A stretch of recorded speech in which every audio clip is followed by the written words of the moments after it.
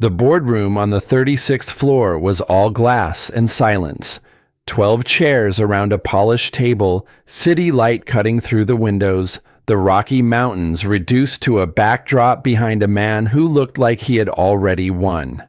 Derek Sterling stood at the front of the room with a laptop open and a stack of folders arranged like ammunition.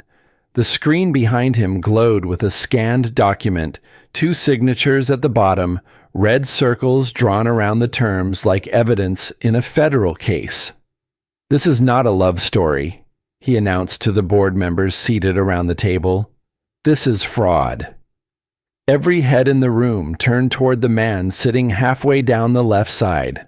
Marcus Thompson, 29 years old, wearing a borrowed suit that fit better than anything he had ever owned, his hands still beneath the table, his face so calm it could have been carved.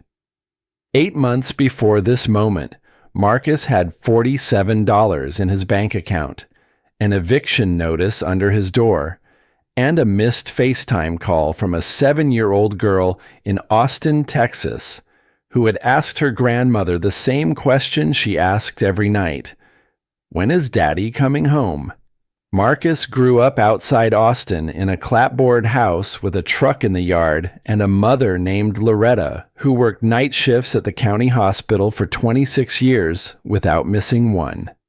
His father fixed diesel engines until his back gave out and the coughing started. Denise, Marcus's wife, died of breast cancer 3 years ago on a Tuesday afternoon. Maya was 4. She held her mother's hand in the hospital bed and asked Marcus why Mommy's fingers were so cold, and he had no answer then, and he had no answer now. What Denise left behind was not money. It was $52,000 in medical debt, a stack of bills that arrived like a second funeral every month, and a daughter who needed a life Marcus could not afford to give her. He moved to Denver alone, took a junior copywriter position at Sterling Marketing Solutions for $38,000 a year, and sent Maya to live with Loretta in the old house in Austin. Every month, he wired $200 home through Zelle, sometimes $300 if a freelance check cleared, and every month the numbers on his credit report turned a darker shade of red. He rented a 1-bedroom apartment in Capitol Hill for $850 a month. The paint peeled in long strips above the bathroom mirror. The heater rattled like it was trying to escape, and the neighbor's dog barked at 3 in the morning as if it too had given up on sleep. By September, the landlord had stopped accepting excuses. 3 months behind. An eviction notice slid under the door gave him 10 days. Marcus tried everything. Freelance gigs that paid late or not at all. His old camera sold online for $80. Text messages sent to college friends he had not spoken to in years, each one returning the same hollow echo. "Sorry, man. Wish I could help." On the Monday morning that changed everything, he arrived at the office early, head heavy from another night of staring at the ceiling. His inbox held a wall of red. Medical collections, credit card warnings, a second landlord notice stamped final. He was still reading when a new email appeared at the top. No subject line. 5 words. "Meet me in my office. 9 a.m. Sharp. The sender was Luna Sterling. People in the building called her the Ice Queen when they thought the elevator doors had closed. Vice president, daughter of the founder, the woman who walked through the office like the floors remembered her name. She wore sharp suits cut close to the body, had a dark bob that never moved out of place, and gray eyes that made senior directors forget their talking points mid-sentence. She never came to happy hour. She never joined small talk by the coffee machine. In 5 years at the company, Marcus had spoken to her exactly 4 times, all of them brief, all of them about work. She never wasted a word. That was what made the email terrifying. Luna Sterling did not send casual invitations. At 8:59, Marcus stood outside her office on the executive floor. Glass walls, clean lines, so the mountains framed in the window behind her desk like a painting she never looked at. He knocked. "Come in."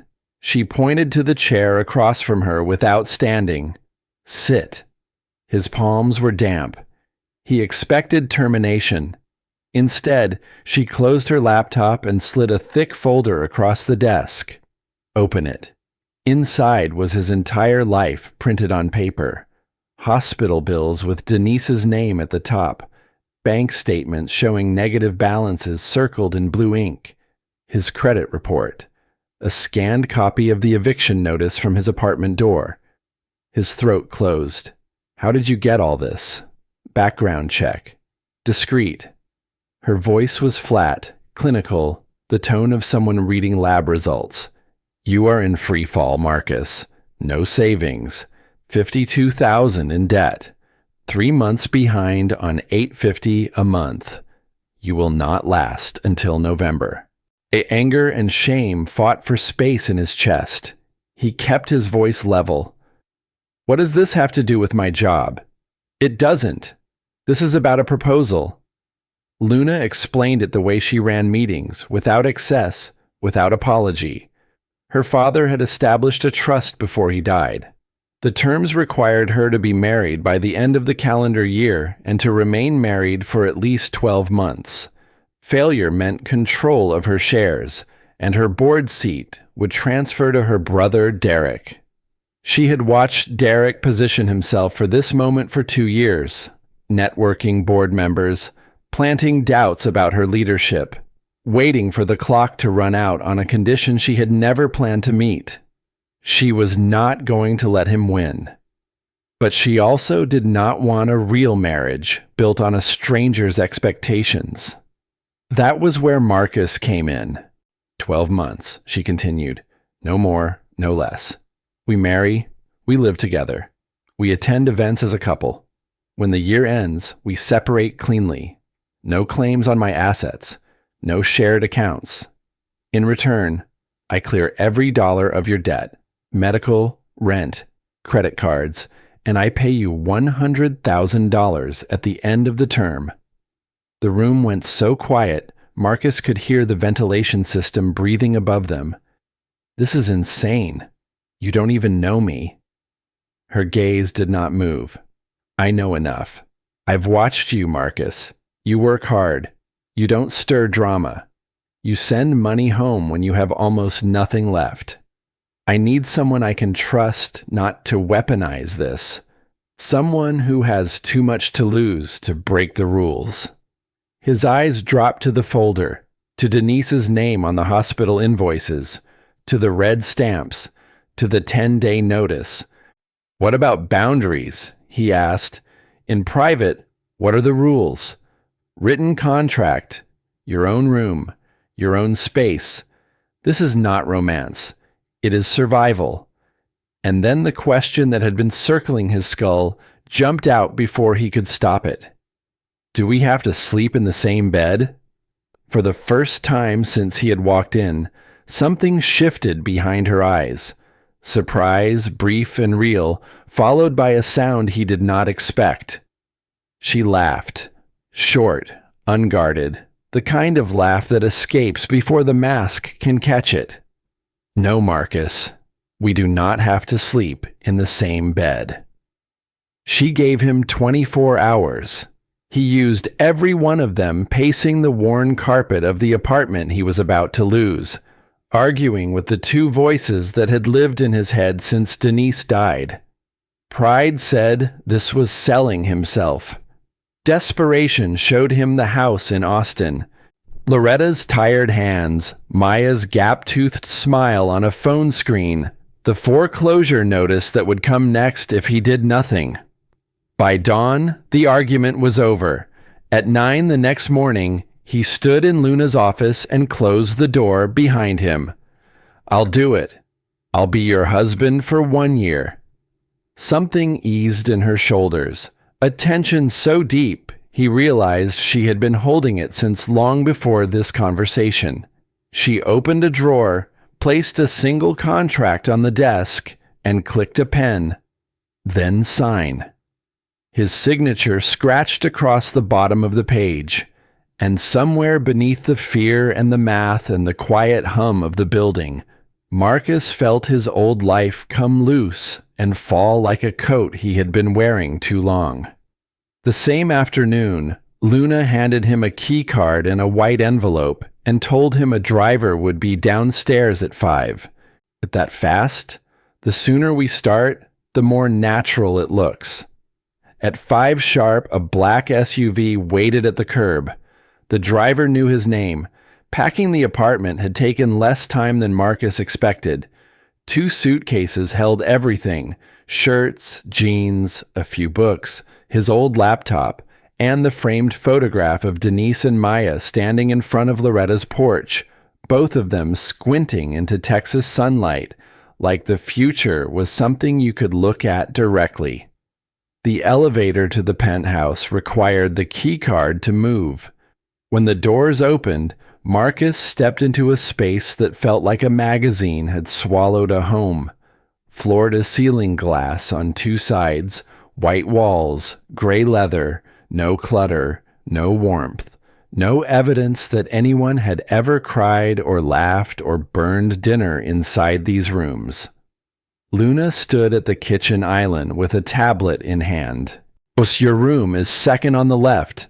Closet is empty. Bathroom is yours. She slid a thick binder across the counter. Read this tonight. Memorize what you can. The first page read, Public Behavior Guidelines. The second page contained their manufactured history, a charity event in Aspen, a spilled drink, a private ceremony. The kind of love story that sounded real because it was built from the ordinary details people never think to question. That night, Marcus lay in a king-size bed with crisp white sheets in a room larger than his entire apartment. The framed photo of Denise and Maya on the nightstand, the city glowing 40 stories below, and a silence so complete he could hear his own breathing. He reached for his phone and called Maya. Her voice came through small and bright, 7 years old, and missing a front tooth.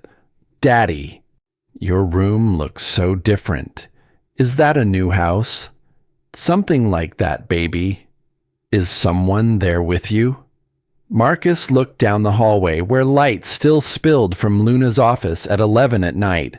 The silhouette of a woman working alone in a glass tower because she had never learned how to stop. It's complicated, Maya, but Daddy's doing this for us, I promise. She accepted this the way children accept weather, without understanding it, but trusting it would pass. He hung up and stared at the ceiling, and the weight of what he had signed pressed down on him like a hand he could not see, steady and enormous, holding him in place inside a life that no longer belonged to him and did not yet belong to anyone else. 3 weeks after Marcus signed that contract, his life split into 2 clean halves. The public half ran on schedule. Mornings. He and Luna rode the elevator down together, her hand brushing his sleeve in the lobby if anyone glanced their way. At the office, distance. She stayed the VP on the 36th floor. He stayed the copywriter in the gray cubicle, writing taglines nobody remembered by lunch. Nights, they arrived at the penthouse at different hours, ate takeout on the long dining table, talked about campaigns like 2 colleagues who happened to share a kitchen. The private half was quieter and stranger. He lined his 4 shirts in a closet built for 200. He learned that Luna drank her coffee black and answered emails standing up because sitting made her feel slow. She learned that he kept the framed photo of Denise and Maya on the nightstand but turned it face down before bed because looking at it made sleep impossible. The rhythm held until a Tuesday evening in late October when Marcus called Loretta in Austin. His mother's voice carried the careful brightness she used when something was wrong, but she did not want to burden him. Maya had come home from school that day and gone straight to her room without a word. Loretta pressed, and eventually Maya repeated what a boy named Colton had told her at recess. "Your daddy can't even afford to live with you. My mom said he probably cleans offices for a living." Loretta's voice thinned when she delivered the next part. She asked Maya what she said back. Maya told the boy, "My daddy writes words that make people feel things. That's harder than anything." Then she picked up her backpack and walked to the library alone. Marcus set the phone on the counter and sat on the kitchen stool without moving for a long time. But the penthouse was dark except for the city glow through the glass. Luna emerged from her office doorway, tablet in hand, and stopped when she saw him sitting in the half-light. She did not ask what happened. She set the tablet down and waited. He told her in 4 sentences, no extra detail, no commentary. Luna was quiet for nearly a minute. Then she spoke, and what she said surprised him. "She sounds like you." She didn't fight back. She just stated the truth and walked away. There was something in her voice that was not pity. It was recognition. Marcus looked at her and realized she was seeing him, not the contract holder, not the prop, but the man who had taught a 7-year-old that dignity was a complete sentence. Meanwhile, 2 floors above the copy bullpen, Derek Sterling was building his own file. His corner office smelled like leather and ambition. He sat with his phone pressed to his ear, voice low, instructions precise. Pull everything on Marcus Thompson, employment, credit, socials, family. "I want the full picture by Friday." His assistant reminded him that HR had already cleared the relationship and reassigned Marcus's reviews. Derek laughed once, short and dry. A junior copywriter from Austin with $52,000 in medical debt, suddenly living in my sister's penthouse. She signed marriage papers 4 months after meeting him. She hadn't dated anyone in 3 years. He leaned back, fingers drumming the armrest. "The math doesn't work. I just need to prove it." He ended the call and pulled up Luna's calendar on his second monitor, scanning every event she had RSVP'd to for the next 8 weeks, and circling the ones where the happy couple would need to perform. The company gala was first. The gala arrived on a cold Friday in November. Luna had a tailored suit delivered to the penthouse for Marcus, charcoal wool, slim cut, a white shirt with no tie. He stood in front of the bathroom mirror and barely recognized the man looking back. The fabric sat on his shoulders like it had been waiting for him. When Luna walked out of her room in a black gown that moved like water, diamonds small and sharp at her ears, her hair swept back from her face, Marcus forgot the script for a full 3 seconds. She looked like a weapon someone had dressed in silk. She caught him staring and raised one eyebrow. "This is where you stop looking at me like that and start looking confident." He exhaled, working on it, and the downtown hotel ballroom was all warm light and cold people. Music played, glasses clinked. Conversations paused and heads turned as Luna slipped her arm through his and walked them into the crowd. She murmured without moving her lips, "Smile like you own half the room." He smiled. They moved through clusters of executives and clients, and Marcus delivered the story so smoothly it startled him. "Charity event in Aspen. She spilled her drink on my shirt. I figured anyone who could do that and barely apologize was someone I wanted to know." Laughter rippled. Luna rolled her eyes in a way that looked almost playful, a performance so natural he wondered how much of it still was one.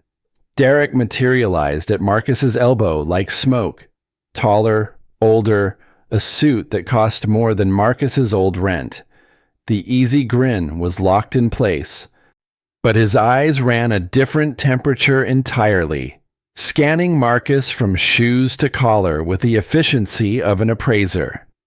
"So you're the lucky man my sister finally let into her life." His handshake was a test, grip tightening past politeness into something deliberate. Marcus held it without flinching. "Nice to meet you, Derek." "Oh, I know who you are. Junior copywriter. Modest beginnings." Quite the leap into the upper floors. The words were polished smooth, no slur, no raised voice, just the quiet precision of a man who knew how to cut without leaving fingerprints. Luna moves fast when she wants something. His gaze flicked between them, measuring the space, the body language, the places where a seam might show. Luna's hand on Marcus's arm tightened 1 degree. "When you know, you know." But her voice carried the boardroom calm that made grown men lose their train of thought. Derek smiled wider, and the smile went nowhere near his eyes. "I look forward to getting to know you better, Adam. Man to man." He used the wrong name on purpose. Marcus let it pass. The correction would have given Derek exactly what he wanted: a flinch, a flash of anger, proof that the surface could crack. Back at the penthouse that night, Luna kicked her heels off by the door and poured a glass of bourbon. She rarely drank in front of him. "He doesn't believe it," she said, staring out at the city. Marcus leaned on the island across from her. "Then we give him nothing to find." She looked at him, and for the first time, her eyes were not steel. They were tired. "You did well tonight. You looked like you belonged. That's your suit's fault. It did most of the work." A small pull at the corner of her mouth. "You don't give yourself enough credit. You handled the questions. You handled Derek. That matters." It was a simple sentence, but it landed in a place Marcus had kept empty for 3 years. He was not used to praise that felt earned rather than polite. Weeks passed. November thinned into December. The countdown had started without anyone announcing it. Luna's trust deadline was the end of the calendar year, and the quarterly board meeting fell in the first week of January, close enough to smell. 3 weeks before that meeting, the email arrived on a Tuesday. Family retreat to celebrate the merger. Luna's jaw set hard when she opened it. "They want us both there. My mother, the board, Derek, everyone." As in the happy married couple who share one room and one bed, Marcus said. She met his gaze. As in the couple who need to look like they've been breathing the same air for months. The Sterling estate rose out of the foothills like something carved from old money and silence. Stone walls, long driveway, perfect lawn, a row of cars that each cost more than Marcus had earned in his lifetime. Eleanor Sterling met them at the door, silver-haired, sharp-eyed, a blue dress soft enough to disguise the iron underneath. She studied Marcus for 3 full seconds before she smiled and told him to call her Eleanor. Inside, the house was grand but lived in. Family photos on the walls, books on every shelf, the smell of roasted meat pulling from the kitchen. In the main living room, relatives and board members gathered with drinks and low voices. Conversations dipped when Luna and Marcus entered. Derek broke from the group first, brushing a kiss to Luna's cheek, then turning the full wattage of his performance on Marcus. Dinner was a long table, wine, candlelight, the kind of scene that looked warm from the outside and ran cold underneath.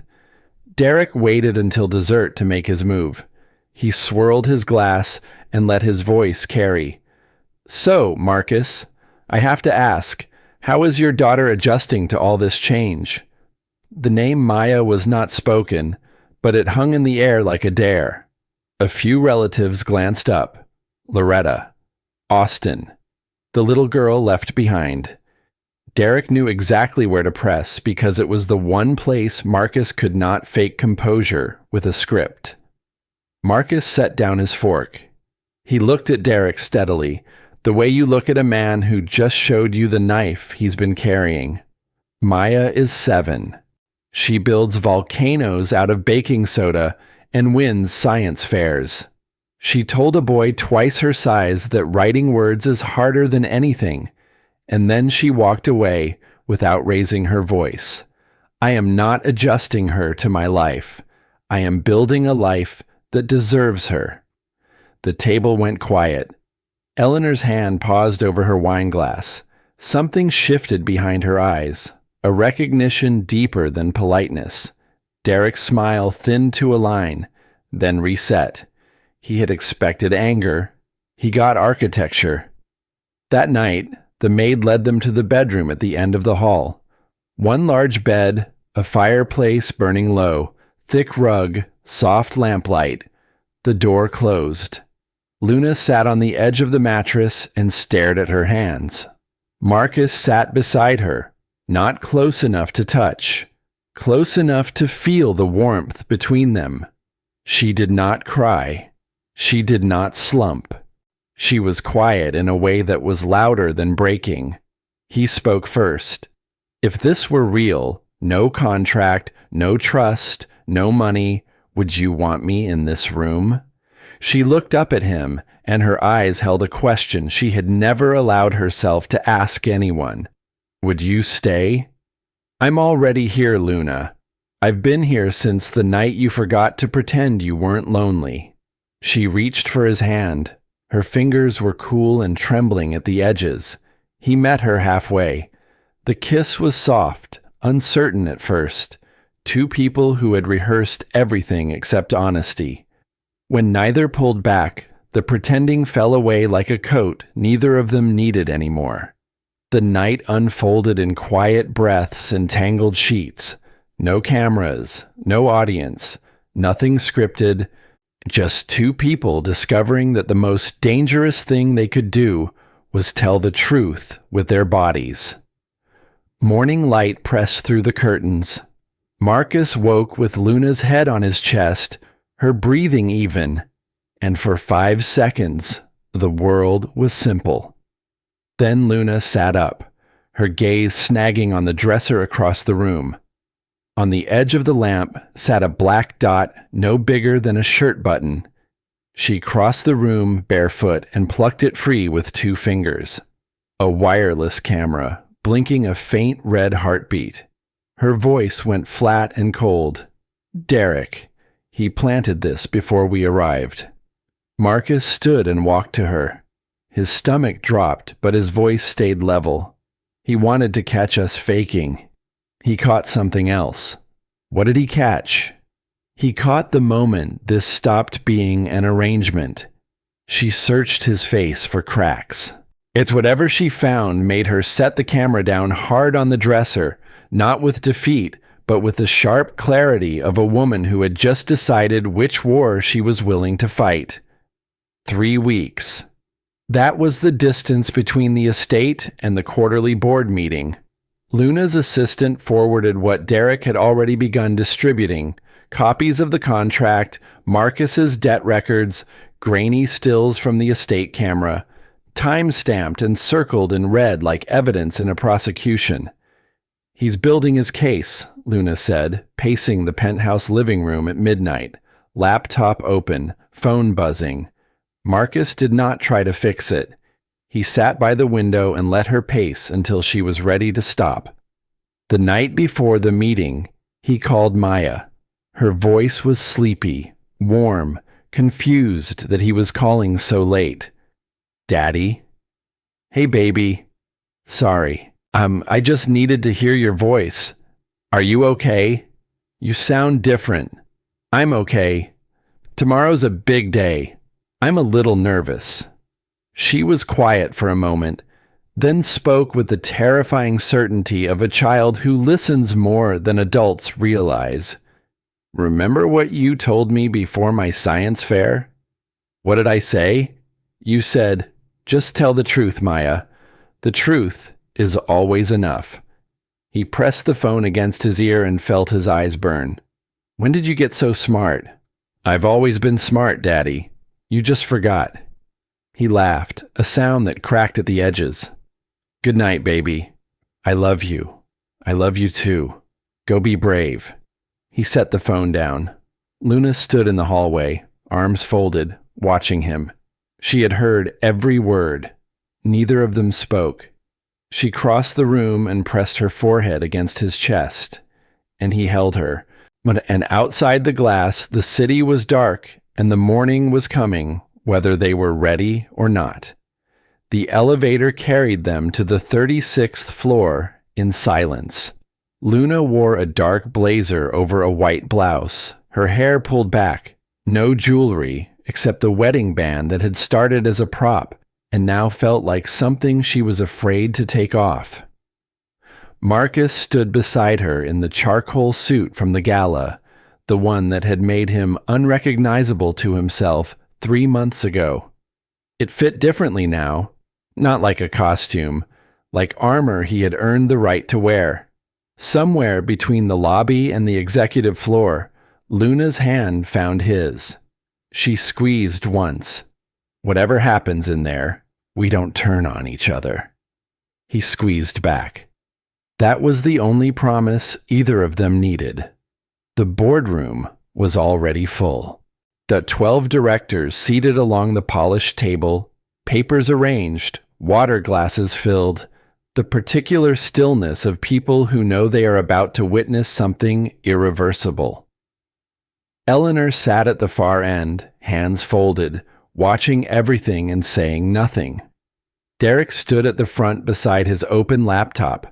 A stack of red-tabbed folders fanned out before him, his posture loose with the confidence of a man who believed the verdict was already written. He did not look at Luna or Marcus when they entered. He did not need to. The room's attention was his, and he knew it. The first 40 minutes were routine. Quarterly revenue, campaign performance, client retention numbers. Marcus heard none of it. His pulse measured the minutes until Derek cleared his throat and rose from his chair with the unhurried ease of someone stepping onto a stage he had been rehearsing for. There is one more item, a matter of trust and integrity within this leadership. The lights dimmed, the screen behind him filled with the scanned contract, both signatures magnified, the financial terms highlighted in red. Marcus saw his own name enlarged to 3 times its normal size, the letters shaking slightly from the scan resolution, and for a moment the shame was so physical he could taste it. This document, Derek began, pacing slowly along the length of the table, proves that my sister entered into a fraudulent marriage with a company employee for the sole purpose of satisfying our father's trust conditions and maintaining her control of this firm. She did not fall in love. She placed an order. He clicked. Marcus's old debt records filled the screen. Hospital invoices stamped past due. Credit card statements bleeding red. The eviction notice with his Capitol Hill address visible. This is the man she selected, Derek continued. $52,000 in debt, 3 months from homelessness, a man who could be purchased because he had no other options.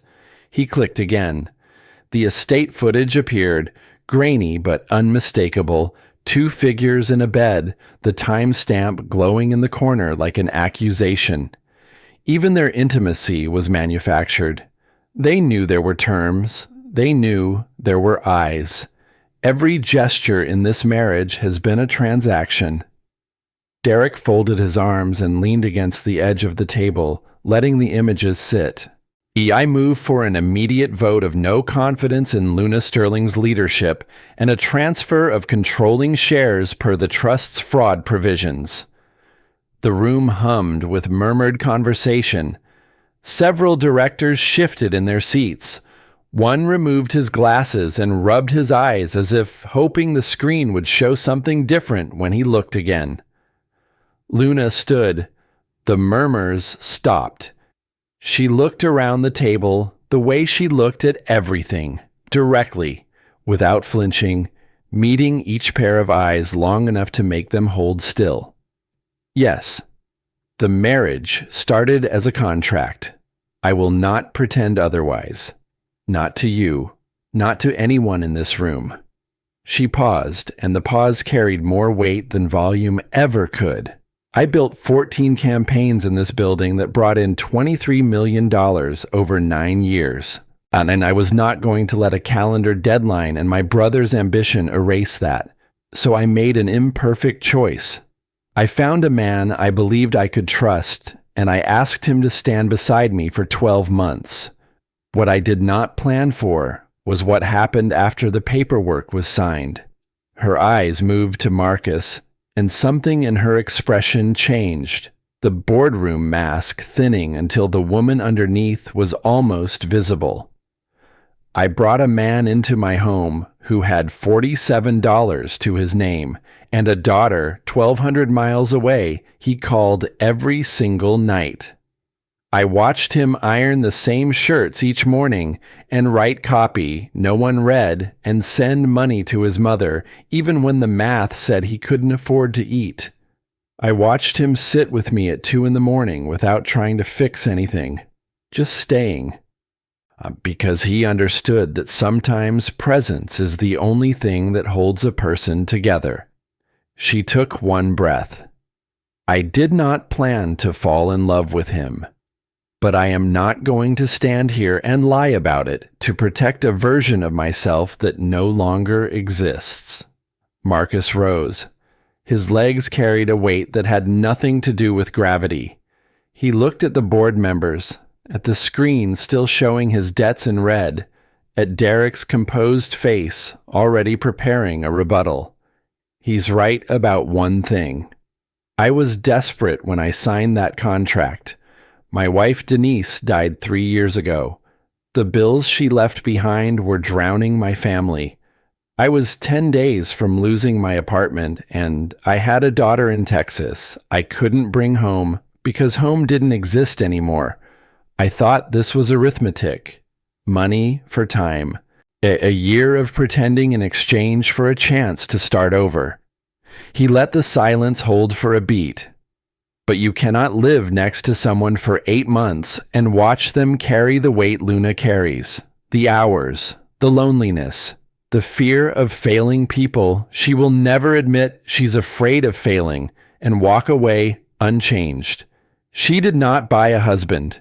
She gave me a reason to stand up straight for the first time since I buried my wife. I love her. Not the title, not the building, not the name on the door. Her. The woman who taught herself to stop crying in front of people because she thought vulnerability was a luxury her family couldn't afford. The room was still. Derek opened his mouth, and before a syllable could form, Eleanor's voice cut through the silence like a blade that had been waiting in its sheath all morning. Enough.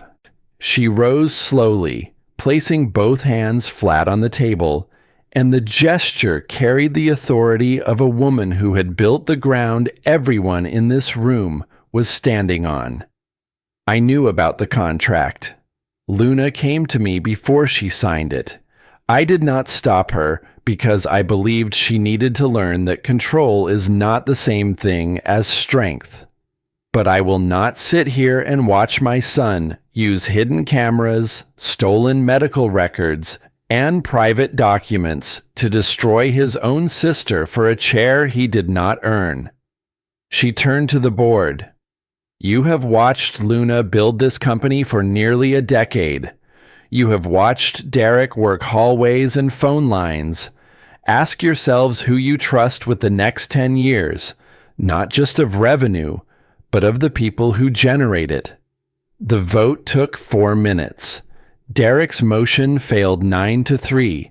A second motion, raised by a director who had not spoken all morning, stripped Derek of his committee seats and advisory privileges, effective immediately. Derek gathered his folders without looking at anyone and walked out of the room. The door closed behind him with a sound so quiet it might as well have been a detonation. Eleanor crossed the room and embraced Luna, then turned to Marcus. "You stood up for her when it mattered." He shook his head gently. "She stood up for herself. I just told the truth." Eleanor studied him for a long moment, then nodded once, the way people nod when they have decided something they will not revisit. In the hallway outside the boardroom, the noise fell away. Luna leaned against the wall, eyes closed, breathing like someone who had just surfaced after being underwater for a very long time. "The contract is almost up. We made it. We could walk away clean. Is that what you want?" She opened her eyes. "The contract can end, Marcus. I don't want us to. Then we end the paper, and we keep everything else." A tear slid down her cheek. He wiped it with his thumb and left his hand there, his palm against her jaw, holding the face of a woman he had once been paid to stand next to, and now could not imagine standing without. 1 year later, the penthouse was gone. They bought a small house on a quiet street in Lakewood with a porch that creaked and a yard where a 7-year-old, now 8, could run. Marcus left Sterling for a smaller agency where people used his first name in the hallway. Luna kept her seat, but learned to leave the building before dark. On a warm evening in June, the three of them sat on the porch, coffee for the adults, lemonade for Maya, the sky turning pink and copper over the Front Range. Maya burst through the screen door holding a baking soda volcano trailing red foam down her wrists. "Luna, Luna, it actually works this time." Luna laughed, open and unguarded, a sound Marcus had heard for the first time in a penthouse kitchen and now heard every day. "Bring it here. Let me see." Maya set the volcano on the porch railing, foam dripping onto the wood, and climbed into Marcus's lap with sticky hands and absolute certainty. "Daddy? Yeah, baby. Is Luna your wife for real now? Not the pretend kind?" Marcus looked at Luna. She looked back at him, and her eyes held nothing they needed to hide. "For real, Maya. The realest thing I've ever done." Maya considered this with the gravity only a child can bring to a simple question. "Good. Because she makes really good pancakes, and I don't want her to leave." Laughter filled the porch. The volcano fizzed out. The sky darkened. The porch light came on. "My boss once asked me to pretend to be her husband for 1 year. I signed because I was broke and afraid and out of time.